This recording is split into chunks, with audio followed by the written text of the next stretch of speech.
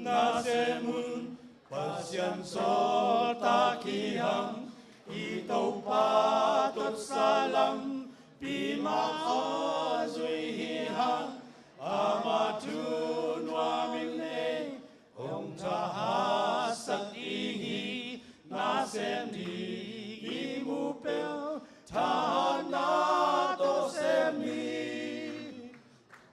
Nasemun, nasemun, nasemun, nasemun, nasemun, nasemun, nasemun, nasemun, lam enun, enun, tung enun,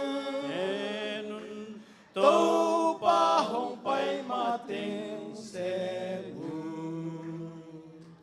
Nasemun, nasemun, gilgyalte anvakun, nuntak na tuinaka, migimte pai biun, singlamte lelungda, na tuto kipangin, tangkogun, mangelo, akon kon hon.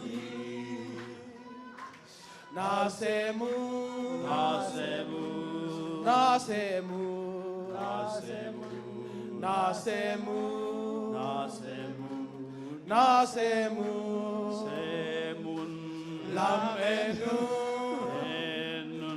tung enun, tâu pa hong pai mateng semun.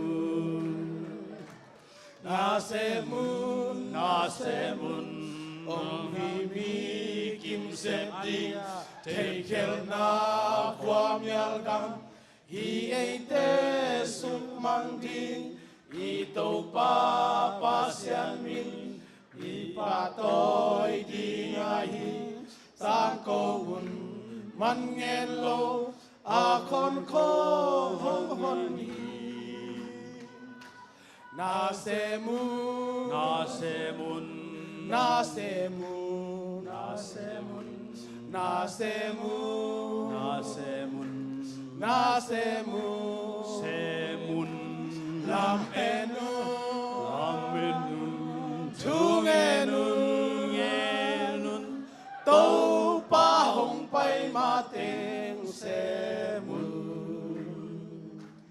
Nasemun, nasemun, tâu pa tha to sem ding, kumpi puan le luku, nuam na eiten sang ding, tat kia sa minikte, to eiten ivet ping, sa kom ding, man ngelo, akon kom hon ding. Nasemun, nasemun, nasemun, nasemun, nasemun, nasemun, nasemun, semun, lam enun, tung enun, akun, tâu pa hong pai mateng semun. Hallelujah!